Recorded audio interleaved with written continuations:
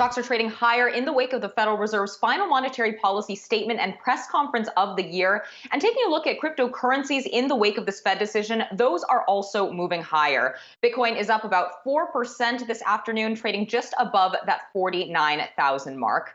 And for more on the cryptocurrency price action, we're welcoming in Ben Schiller, CoinDesk Managing Editor.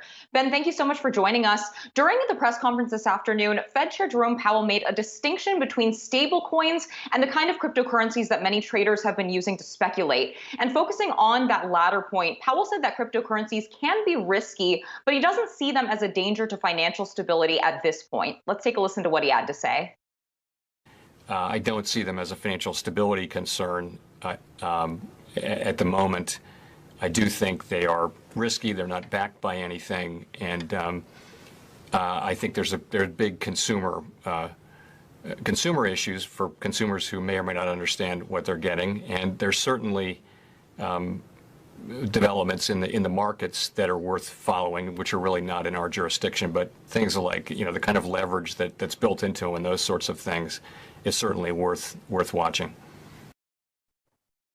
Ben, what do you make of these comments and Fed Chair Jerome Powell's assessment of the risks in this space? Well, he seems to be saying it's not a systemic issue for the Fed. This is more of an issue for the SEC or for other regulatory agencies.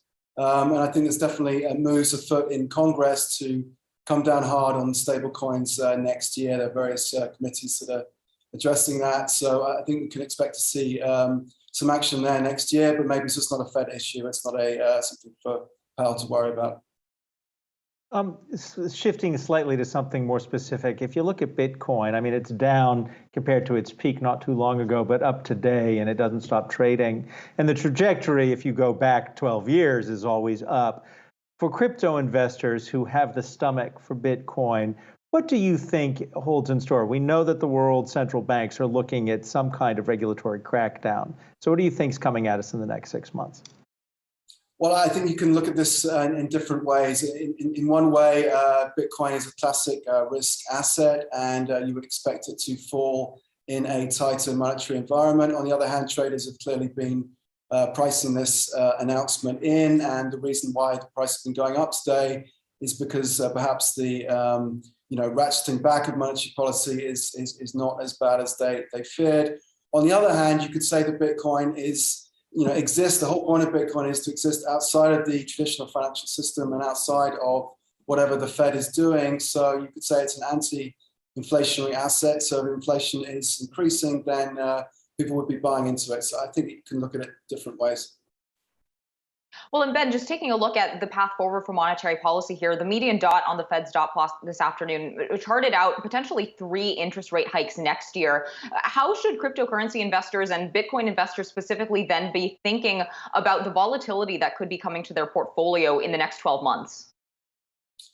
Well, I don't know. I'm not a trader, but I would think that traders will be watching that very closely, and I think they would need to be reacting accordingly. We can expect to see a lot of volatility next year in the markets generally, and especially in Bitcoin. So that might be good for some traders who are used to trading on kind of short-term movements. On the other hand, those long-term investors are going to have a different way of dealing with it, I think. All right, we'll leave it there for now. Ben Schiller, CoinDesk Managing Editor, thank you so much for your time.